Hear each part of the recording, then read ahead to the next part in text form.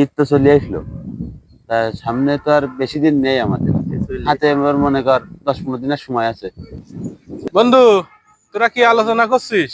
দোস্ত, আমরা আলোচনা করছি তোর মনে কর সামনে তো কুরবানি ঈদ, আর বেশি দিন সময় নেই হাতে, গোনা 10-15 দিন সময় আছে।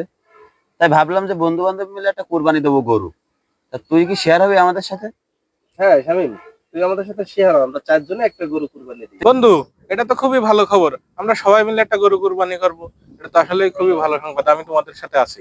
আচ্ছা বন্ধু, তুই যখন আমাদের সাথে শেয়ার হবি, তাহলে আর আমরা বসে থেকে কি করবো? তাহলে সবাই কিছু টাকা পয়সা দে আপাতত।